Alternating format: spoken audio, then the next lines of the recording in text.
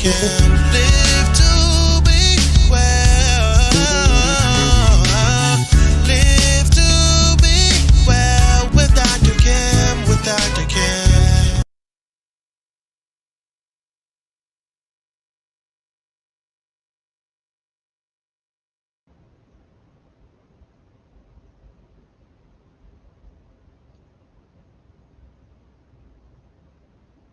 Good evening and welcome to Live to Be Well. I pray that you are well and you are living to be well.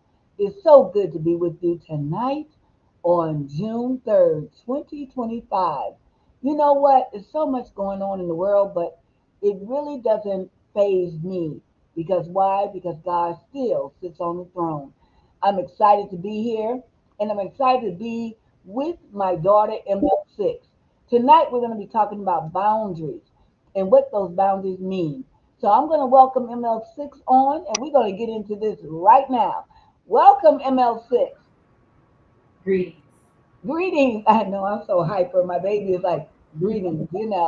How are you, ML6? What's been going on in your world in California? You know, Just being you. Amen. Well, I know you did something exciting this past week with Ricky Smiley. Can I we did. talk about that? I did. So, for those of you who don't know, when I started in radio, Ricky Smiley was one of the people that really took me under, especially when I got diagnosed with cancer. He brought me on his show, his syndicated show, and we did a whole show together. And ever since then, he became my mentor in radio. And so he did a premiere for his brand new comedy special, which is on Hulu right now. It's called Foolish. Do yourself a favor, Hmm. laugh, get you a good thing of popcorn, good bowl of popcorn, and sit in front of the TV and pull up Hulu on Hulu, Foolish Ricky Smiley. I promise you, you will laugh from beginning to end. So many relatable things, if not in your family, in somebody's family that you know. But I was able to go to his premiere, and I found out the day before that he was going to be in LA. I hit him up because I had to come and show love to my mentor, and it was a really dope experience. It's just so good to see everything that God is doing in his life, especially after his son passed away, and then finding out that he had twin daughters, Yeah. and daughters reviving his soul and reviving his life because he was really, really down. And he's talked about it openly how he felt like after his son passed away, he didn't know if he was gonna make it. That was just the grief. And outside of his son passing away, he lost a lot of people in his family leading up to. It was a lot of hits back to back to back to back to back to back. And so to see him just smiling and happy and being able to do his comedy special after I think 13 years was amazing. So do yourself a favor and go check it out. Oh, and you saw it recorded live. No, I just went to the premiere. So I went. He filmed it in Birmingham, but he Okay, did the premiere in Atlanta and he did one here in LA. So that's nice. That's nice. Well, that is a blessing. I'm very, very happy for him. We all have suffered so much, and we go through so much grief, and grief hits in so many different ways. So we're going to talk about boundaries. Micah, why are boundaries, in your opinion, important? Boundaries are rules and limits that we set on ourselves to protect us. right, So why do you have boundaries in your life? it protects my peace. Mm, that's good. Protect your peace. It makes Okay. me it makes me a better person. Mm-hmm. Helps me to deal with people better. Mm-hmm. And here's the thing: if I don't respect my boundaries, it's hard for me to expect other people to respect my boundaries. And I've said this before on here. Yes, So for me, boundary setting is basically about protecting my peace. yeah, That's it. that's it. I agree with that. I think having the peace, and the Bible speaks that passes all understanding. Boundaries they are needed so that you will be able to reach certain goals in your life. People talk about success, but what is success, Micah, without the boundaries being in place? Exactly. So and I think people have to realize don't let other people set boundaries for you. Set your own boundaries.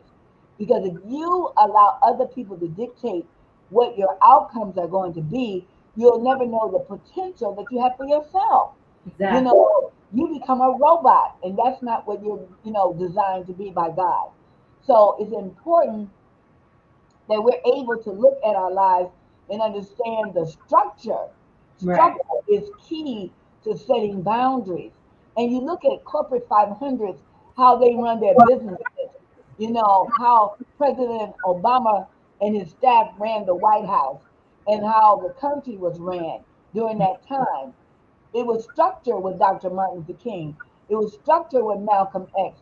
It was structured with Rosa Parks. She had structure. She had a vision to not sit in the back of the bus. She set a boundary. I'm going to sit where I want to sit.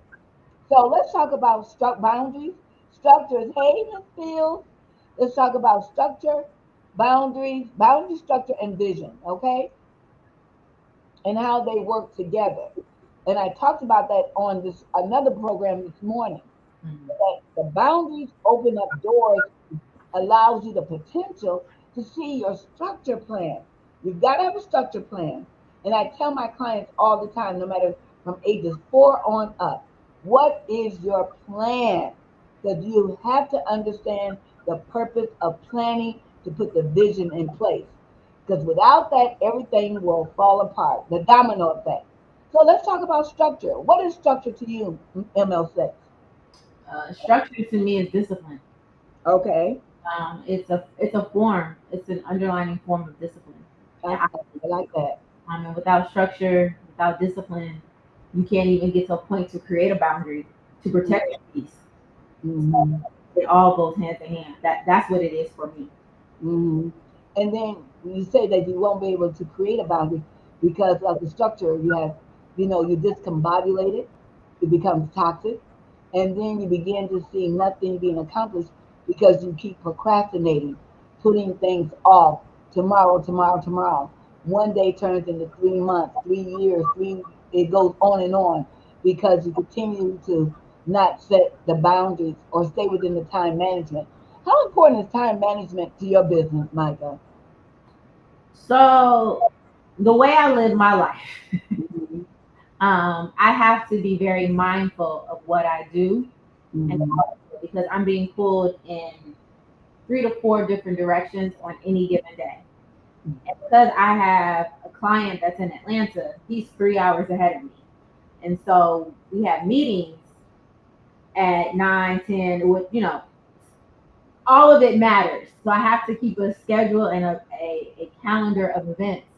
Like last night, I was supposed to be someplace, but I couldn't go someplace because I needed to hone in on my radio work because this week is BET Awards week.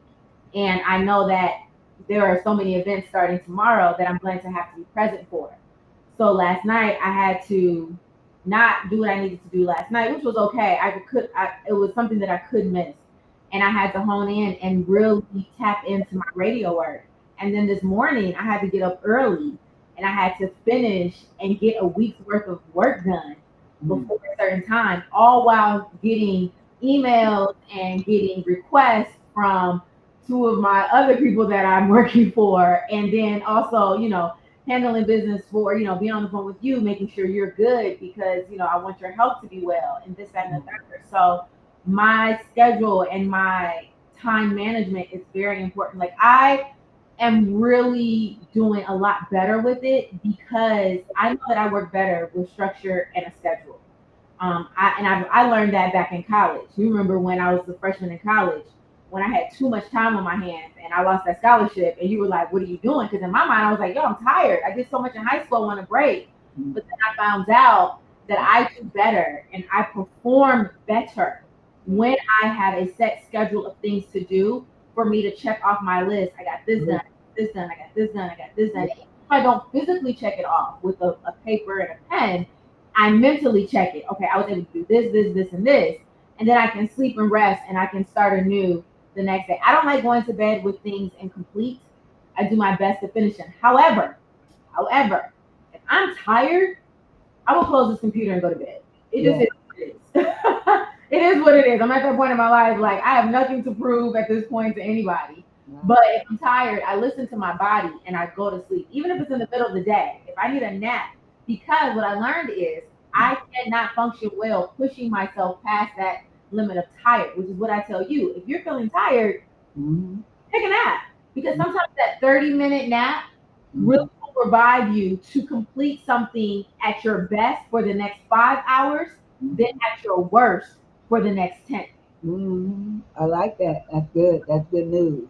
You know, I have learned to just sit on the couch and just take a moment to decompress so that I can allow myself to think about what I've done. And I have a book. I have a calendar book that I check off, check off, check off, check off. I keep everything in this calendar book, and now I keep it also on my phone, and I make sure that I'm checking off things because this book has all my appointments in it, and all the way through October, November already, and where I have to be, what I'm doing, where I'm speaking, deadlines. So this is very important for me.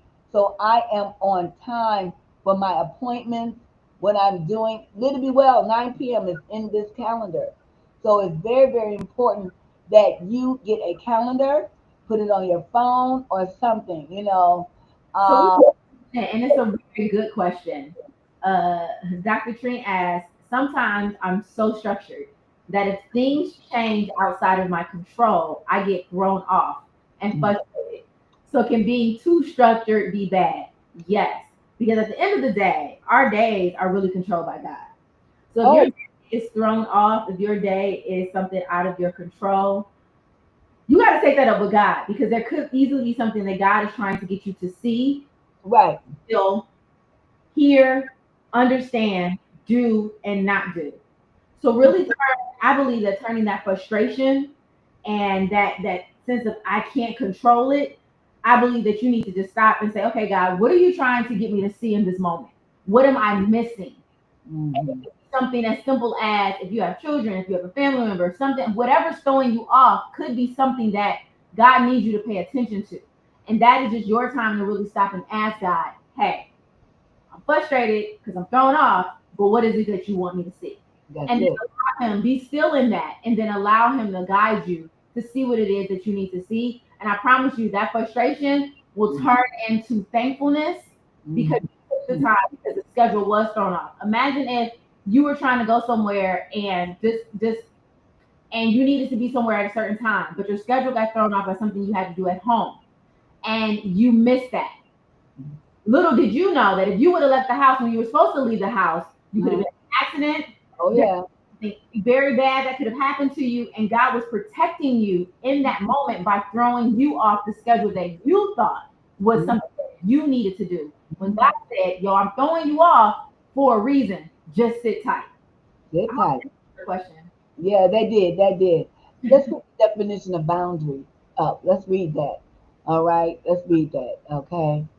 So boundaries. Okay. A line that marks the limits of an area, dividing line. Where are your glasses? Because you're sitting over here squinching at the screen, and you got I'm not doing that. You are not gonna put me on blast. you look foolish, squinting, and you got glasses. What are you doing? Where are all my followers? She's talking about me right now. Al, she's talking about me. All right. You know, you could have typed that into the box, okay? Oh, But a line that marks the limits, that's a boundary. I'm gonna spank my daughter. A line that marks the limits of an area and dividing line. look how simple that was. You was over there struggling to see, and you did it with ease, just like that when you put them glasses on. Boundaries, boundaries. You see, Okay. you see. That's So not boundaries. go back to the definition. Did you see the definition? Yes, and that is a good Sister Field, that is a very good practice and understanding that when you're thrown off, that you gotta believe that God is protecting you. You just that is just something you have to believe. We don't know what's before us, but God does. And we just gotta sometimes just take that thing and just be like, okay, okay, okay. Okay, okay, okay. All right. So now, let me show you. Okay, I have a question. Hey, Dr. Trina. Oh, that was what I answered that. It came in late, but I did answer her. Oh, you did. Sometimes I'm so structured that if things change outside of my control, I get thrown off and frustrated. So, can being too structured be bad? Okay, you did answer that. Okay. One, two, ma'am. All right, Dr. Trina. And I know again, I love structure, I love planning, I love organization. I'm OCD. Micah, am I OCD? I like things, everything is in its place. However, it can be exhausting for someone else. Let me read this to you, okay? 8 ways to build and preserve better boundaries, okay? All Mhm. right, name your limits. Name your limits. You can't set good boundaries if you're unsure of where you stand with yourself and the conflict in your life. Make a purposeful decision and stand on it. Be consistent in your decisions and boundaries. Be consistent. Okay? Tune into your feelings. Be direct and honest with your life. Please be honest with where you are in your life. Give yourself permission to heal. Give yourself permission to heal. Practice self awareness about your personal needs. Number 6, consider your past and present and how it will shape you into who you are and what you want to become. Number 7, make self care a priority. Take Mhm. a good look at you and what is important for your survival. 8, counseling will be a good tool, a great tool for you to have to speak to someone to communicate your feelings and emotions with. I am proud of you taking the action steps. And number 9, nine, have a direct relationship with God. Study and increase your prayer time. Now, it's important that we understand that with preserving your boundaries, one of the most important things in that you make a mistake, give yourself permission to heal. Take time to heal before you get in. If you're in a relationship and it didn't work out, set some boundaries, but purge yourself, heal yourself. If you're going through grief and you've gone through a loss of a spouse or a loss of a relationship, a divorce, allow yourself to heal. How much time, Dr. Kim? I can't tell you how much time. It's different for everyone. But give yourself permission to heal and don't allow anyone to rush you through that healing. Emotional balance. Now, Micah, when we talk about emotional balance, now I got to talk about this. Now, my daughter, I went out to California and my daughter took me to a Chinese doctor. And they had all these herbs and everything. I'm talking about emotional balance, setting boundaries. And these herbs were put together to help me with my pulmonary virus. Okay. And when they came back with the diagnosis, they said I had chronic bronchitis. I said, "What? That's not what my doctor told me." And he looked at me and he said, "You have chronic bronchitis." Now, my doctor here in Detroit said I had something else. Well, he said, "I want you to take this tea for 10 days. 10 days. Drink this tea for 10 days." I started it yesterday. An emotional balance. Let me tell you, it wasn't the greatest taste, but I coughed less than I have in the last 6 months that I had today. And I thank God. Now, my daughter gave me another medicine, Alka-Seltzer, cold and cough. And I used that, and that helped. But this tea has worked wonders. And it's amazing how I feel. I'm more energetic. I have emotional balance. I'm not exhausted and tired. Um, Emotionally, Micah had to encourage me to do it because I didn't want to do it, you know. And I said, "Well, come on, get on the phone with me." And yes, you must heal. That's right, Rochelle. But I want y'all to look at my face because it was not that simple. I'm gonna give you guys the truth of the matter. okay, wait. Al, take me off camera. I gotta go get a bag. Wait, keep talking. Let me get a bag of this tea. I gotta go get a bag of this tea. I'm gonna tell you all what really happened and Okay, got take to me off camera, Al. how we got to this point. This is story time, ML6. Okay, you all say I came home for my aunt's funeral back in March, and uh, I I had to have a conversation with my mom about things that she needed to take. And I remember us being in CVS and she was fussing, I'm not doing this, I'm not doing this, I'm not doing this, I'm not doing this. And I'm literally in CVS and I break down and I start crying. Oh, Felt like I was fighting her on everything to help heal her. And her telling me what she wasn't going to do, what she didn't take, and all of these things. And I'm like, I'm listening to this cough. I'm hearing you complain. I'm hearing you do all this. And then you're fighting me. You're fighting me on when to sleep. You're fighting me on when to eat. You're fighting me on when to do this. You're fighting me on everything. And I literally could not take it anymore. I'm in the middle of CVS, everyone crying. And she's looking at me like I'm the problem. We get in the car. We don't say anything. We go to Meyer. We head to Meyer. She goes, and I'm not saying a word because I'm quiet. When I shut down, I shut down. yes, she does. There, she starts walking toward the pharmacy and starts picking up stuff. And she's like, "Is this what you wanted me to get? Is this what you wanted me to get?" And I'm like, "Yes." It took me literally having to have that breakdown in the middle of CVS for her to understand how serious I was about her getting better and the fact that she's my only parent that I have left. She's the only parent that I have left. And one thing I don't like, don't complain to me about something if you're not going to fix it. Don't complain to me about something if I'm giving you a solution to something and you're not going to fix it. So this was back in March. It took me getting her out to LA in May. Well, May, whenever Mother's Day was. May 9th. I did not tell her where I was taking her because I knew she would be against it. I was like, "Yo, we're going somewhere Friday morning, just get up and come." We got in the Uber and we went and she saw the Chinese man. And this is how we got there, ladies and gentlemen. My breakdown is leading to her healing. And this tea, so this is what I had to do. So you have to, I talked to the Chinese doctor and they wrote this formula out in Chinese and they put this herb together. And I have to use this herb every day for 11 days, for 10 days, and you boil it and then you have to boil it on like 770. Then you boil it on high for 15 minutes. And then you let it sit for 45 minutes. And then you have to drain it. You have to drain it and strain it.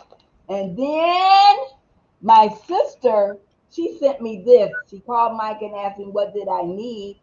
And I have to drink 24 ounces. And the tea is already made. Micah, my tea is already made for me to drink tonight.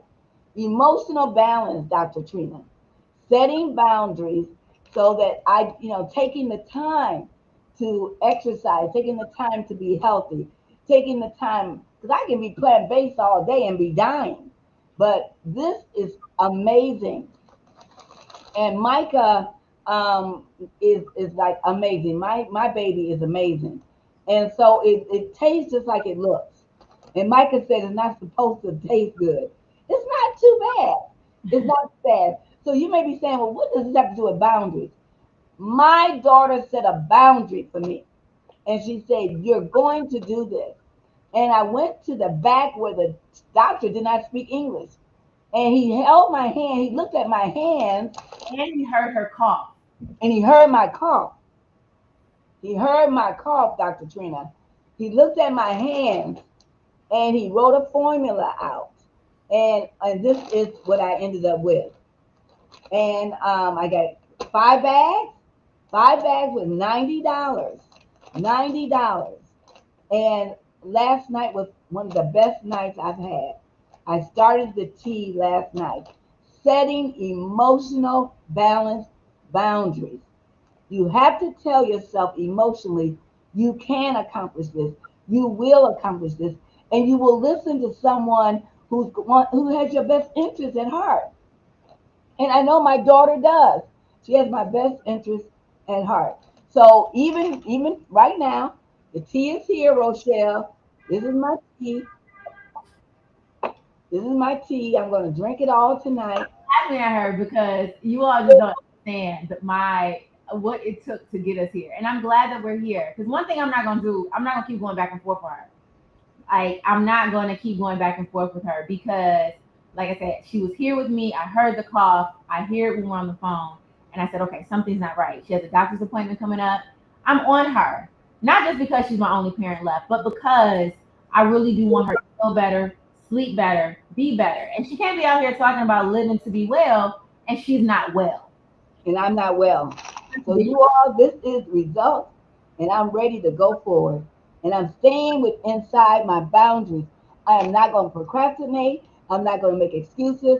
I'm going to be excellent, and I'm going to drink. And I have to drink it at night, and so I can sleep well and not have any coughing. Nothing like a nagging cough disturbing you, and you can't sleep.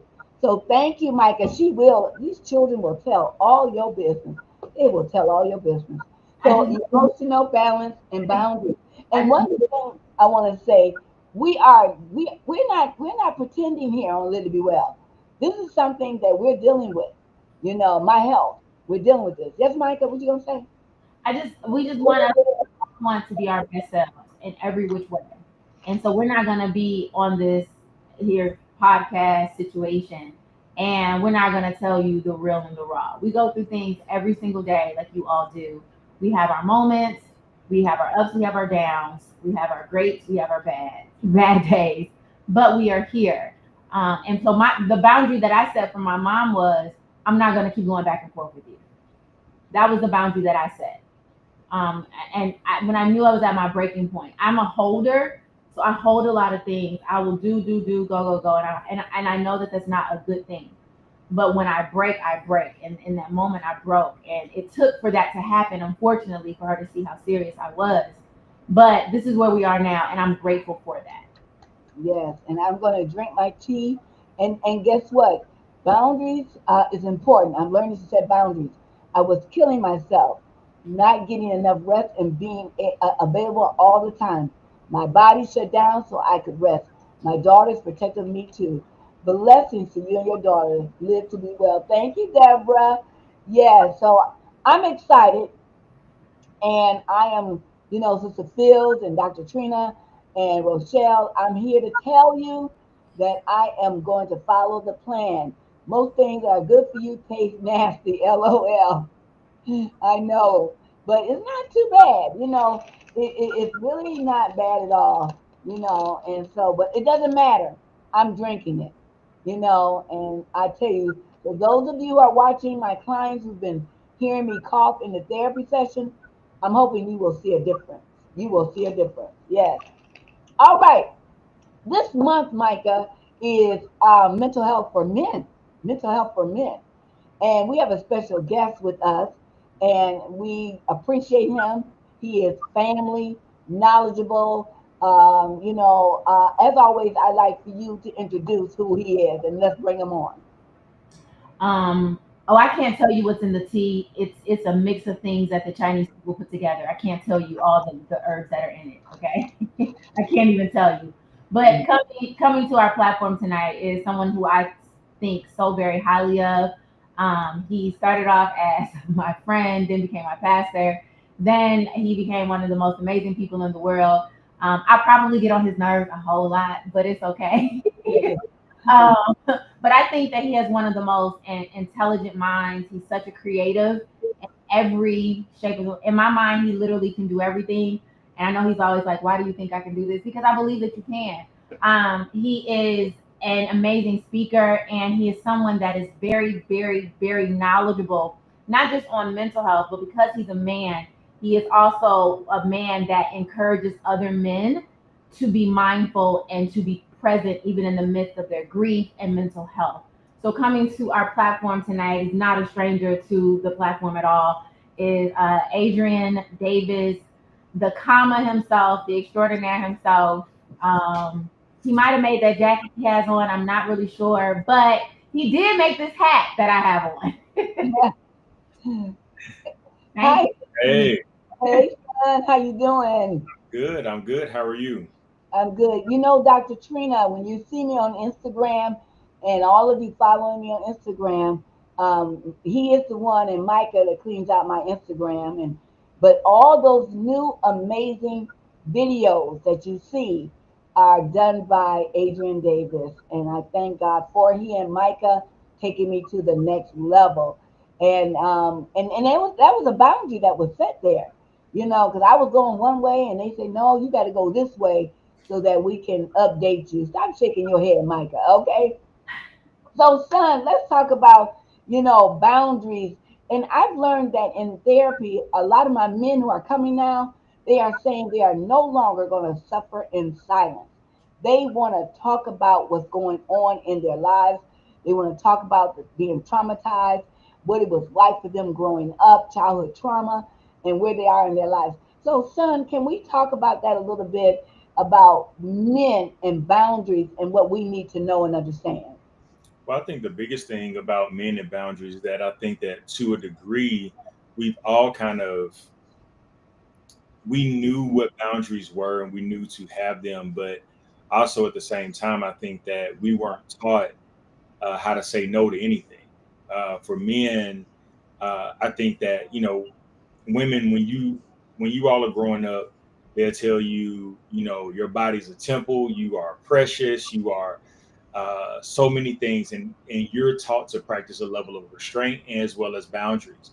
But for men, I don't think we're taught that. I think we're taught to go get as much as we can, acquire as much as we can, which almost underlying gives us a almost a thing of greed at times, where we're not a man unless we have the house, the car, the money, the things. Mm, And then also too, we're not men unless we have multiple women and things of that nature. And I think that we're groomed and reared into a certain space where boundaries and saying no is not heard of. We kind of mm, take on, it's I talk to people all the time about being let down by their fathers, and a lot of times they'd be like, "Well, my father, gave me all these broken promises," and that was similar to my story.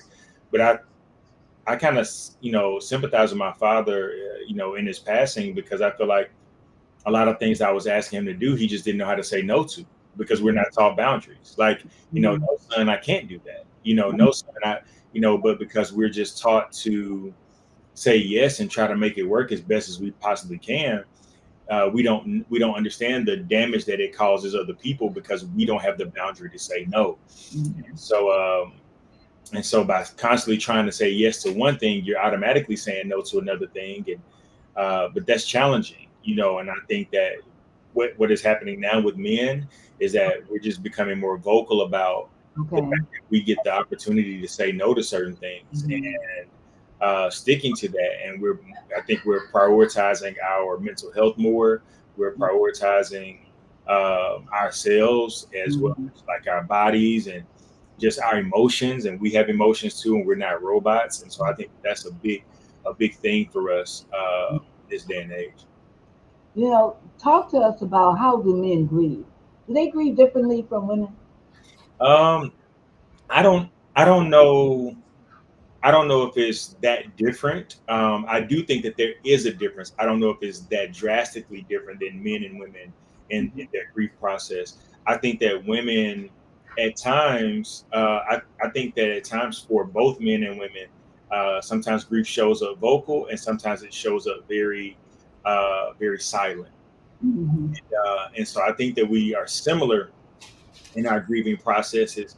But I do think that society allows women to grieve uh, more openly than openly. Yeah. than a man can grieve. Because when a man grieves, it's one of those things where it's almost like, um, you know, we give you so much time, but you got to suck it up.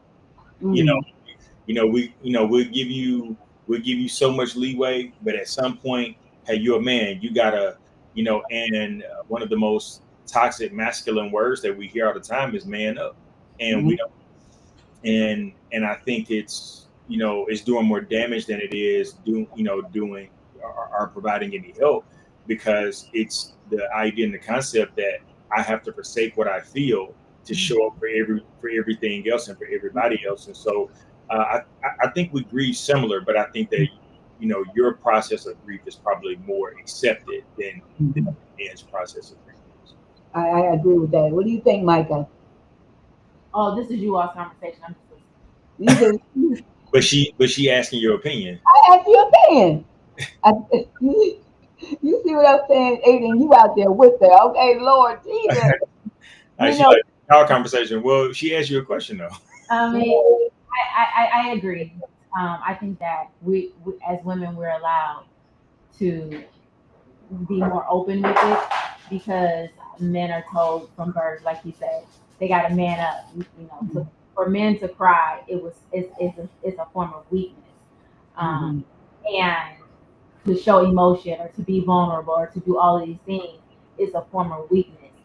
A boy falls and it's like, get up, what you crying for? It's like they can't even express the fact that they hurt themselves. They gotta just hurry up and move on to the next and act like their whole knee isn't busted open. So I think from a young age, and that's just something that's been taught from generations before, or generations back rather, that that whole concept of the man could get whipped and hold it together and not have to cry. The woman, would have to be on the outside looking and crying for that man. So unfortunately it is something that has been passed down from generation to generation. But I do believe that where we are now as adults, I do believe a lot of that is changing, and I believe that is having there's a shift, and it's a shift that it's not uncomfortable.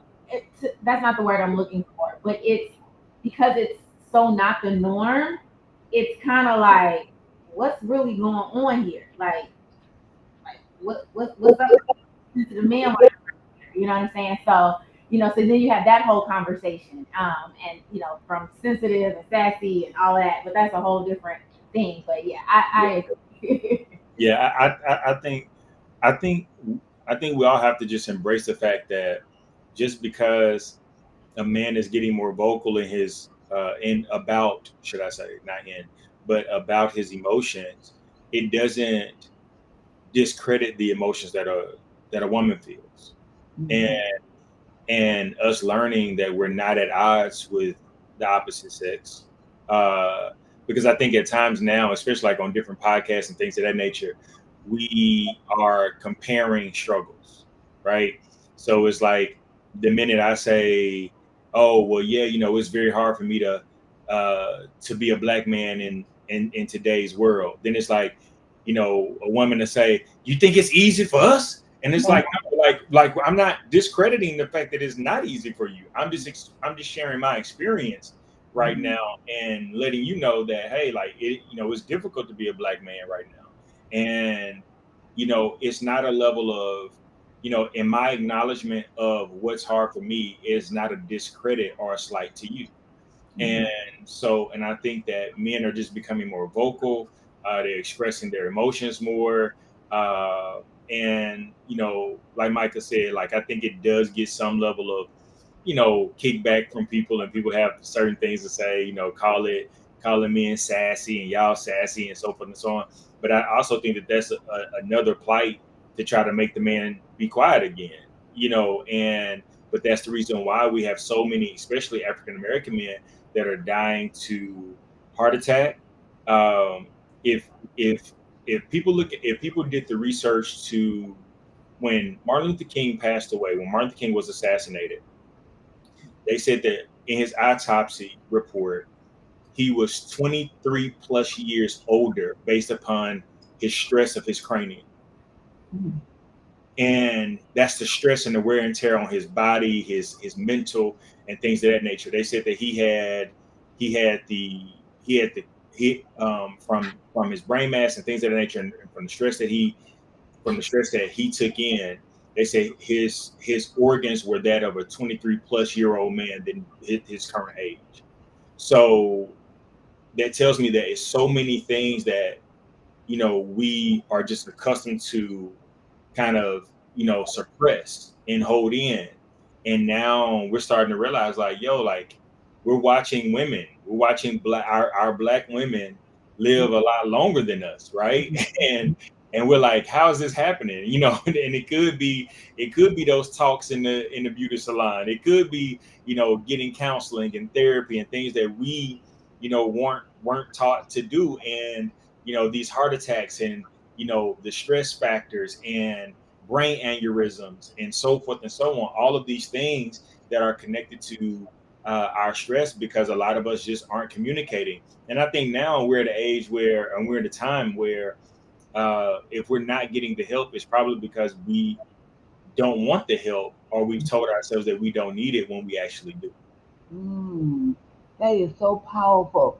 You know, when I had my stress test, the doctor said that, I'm in my 60s, but the doctor said your stress level came back in your 40s, 44, 45.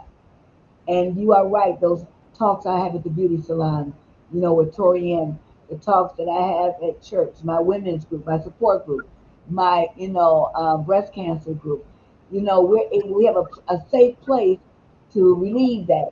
When people come to me for counseling from 9 o'clock in the morning to 9 o'clock at night, and some of them, are women and majority are men now who are coming. I had one man, AD, who came in. He cried for 4 weeks in a row. All he did for an hour was cry.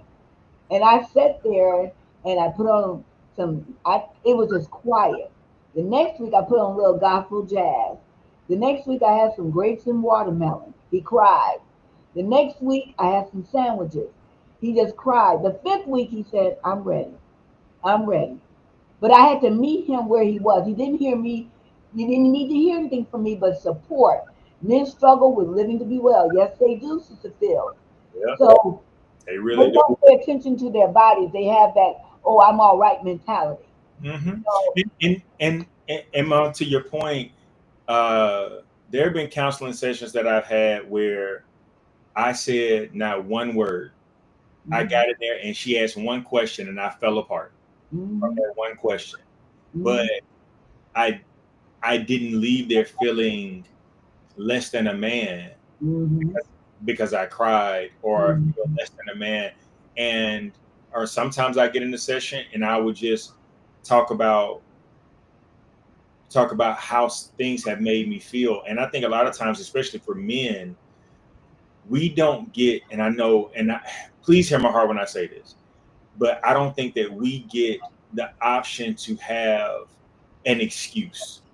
And what I'm saying by that is, it's where I can communicate in my counseling session how something made me feel.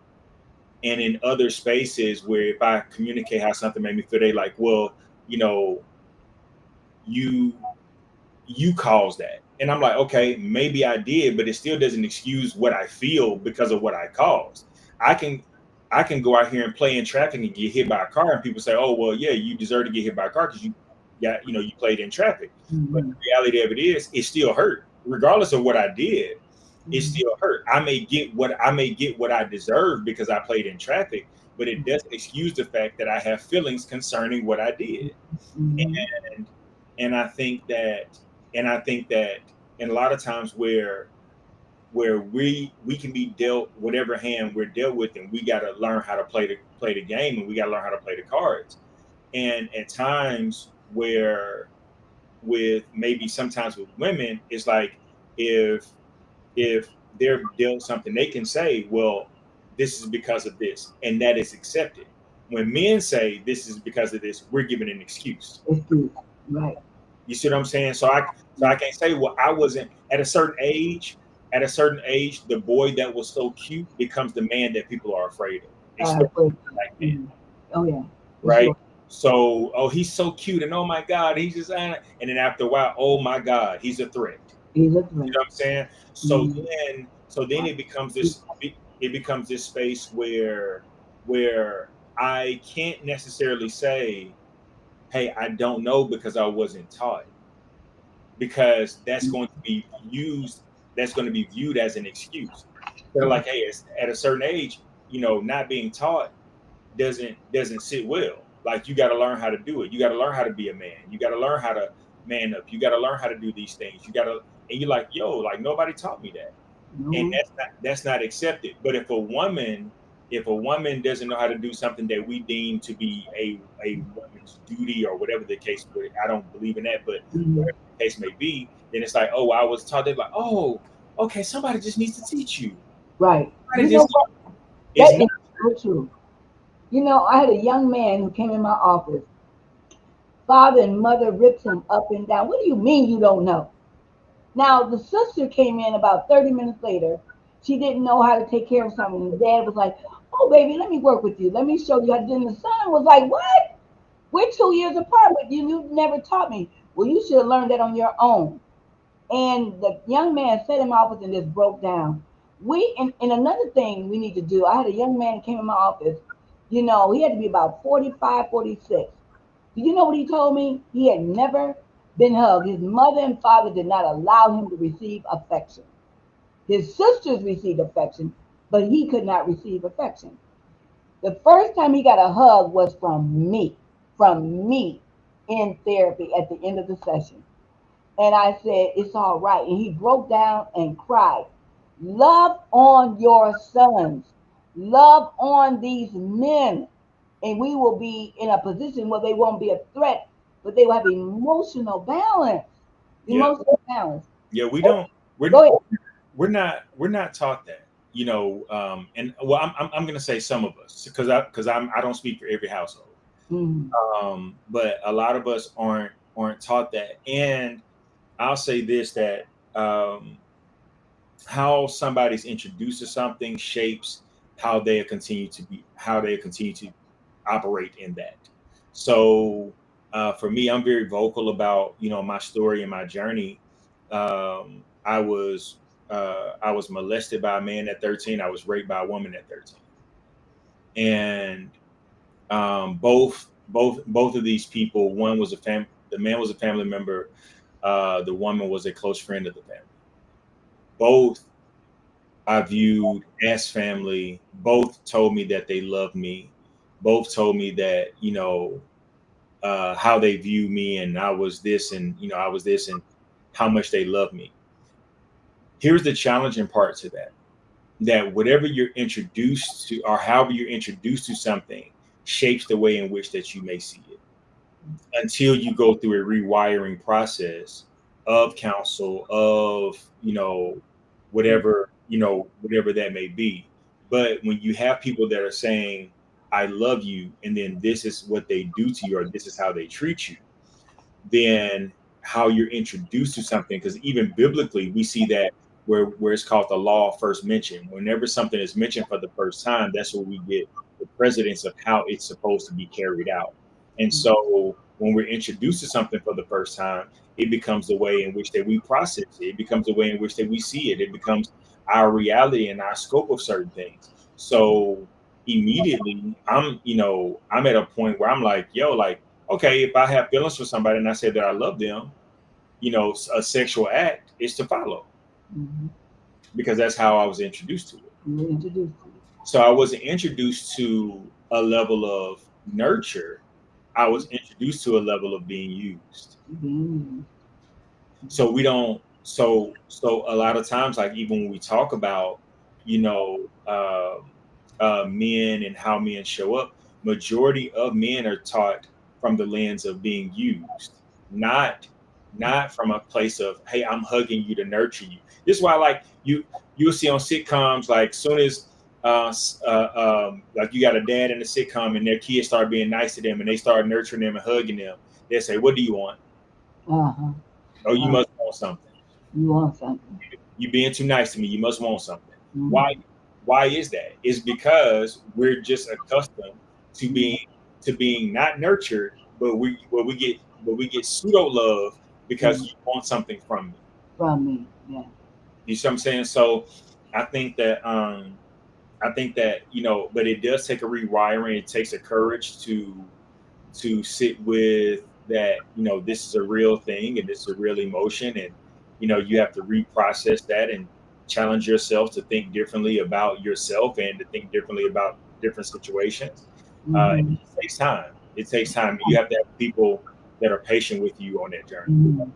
You know, when I was out in LA, and let me say this, those wonderful pictures that you see of me, and this is the gentleman who takes these beautiful pictures of me, and you're going to be seeing a lot more of those pictures, and Micah styling me and dressing me. It was a wonderful experience, and I'm going back out to do an evening photo shoot at night. Yes. And so I'm excited about that. But there were boundaries that had to be set. I had to be ready. I had to arrive at a certain time, be at the studio. Certain things had to be done. And these two young people are a stickler for boundaries and time management. And arriving, Mike even said, "No, Mike, mommy, you need to arrive 2 days before or the day before, so that we can look at all the external things that need to be done." So I thank God. Son, talk about how we all have to put our work in order to get the work out. That's right. And Jarrell, let me tell you, Jarrell, I'm so proud of you. His, if I could tell a short story, his mother and grandmother was killed by his first cousin. And because his first cousin did not want to take responsibility, and he ended up killing his daughter because that was the center of the situation. But he knew if he did not kill his grandmother, and his aunt Jarrell's mother was there, and I think it was Valentine's Day or the day before, he would not be able to live with himself. This young man was a student in my class going through all this, and he set boundaries still to be an A student in my class. And he stays in touch with me all these years later, 10, 12, 13 years later. And his son was there, Micah and AD. His son was there, but he played dead. He played dead. He didn't move when his cousin came back to shoot him. So to see Jarrell on the screen just touches my heart. And the love that his mother gave him, Jarrell was loved by his mother. And it was devastating for him to go through that, and for his first cousin to do that. I say Jarrell continue to set boundaries. Now his son is, I believe, out of high school now. AD, let's talk about how you set boundaries. How do you set boundaries and maintain those boundaries? Um, it's still a learn, still a process that I'm learning. I'll be truthful about that because um, at times I don't always set boundaries for myself, so it makes it harder for me to set boundaries when it comes to other people. Mm, And what I'm realizing, that scripture holds true that, love your neighbor as you love yourself. The challenging part is to love yourself, right? First. And so if you're going to start setting boundaries and you're going to stick to boundaries, set those boundaries for yourself and then let those boundaries spew into your relationship. So what I've been actively trying to do is that for one, whatever my conviction is today, I'll also want that to be my conviction tomorrow. mm, Meaning, like I'm not constantly moving the goalpost based upon my emotionalism.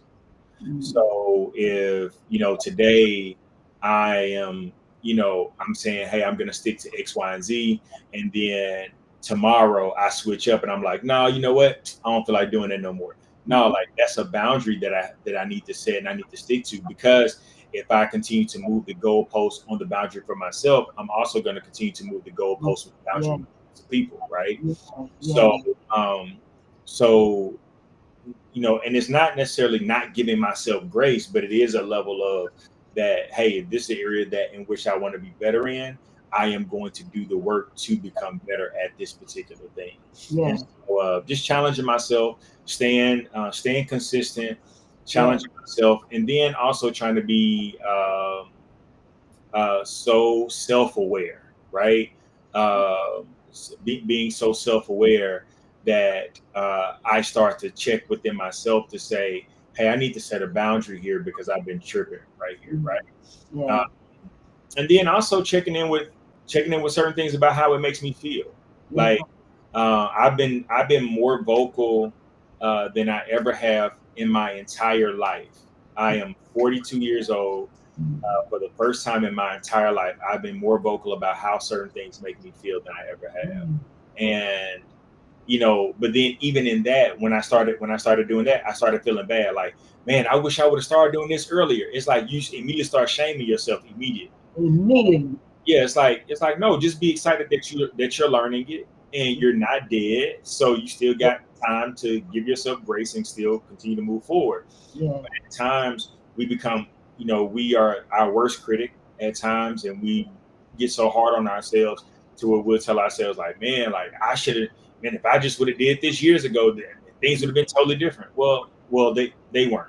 So, if it should have happened differently, it would have happened differently. It would have happened different. It didn't happen differently. So therefore, be okay with it. So just, giving myself a little grace, but also being, just saying, hey, like I'm not gonna move the goalposts on my boundaries, because if I do that, then it's gonna move the goalposts with others as well.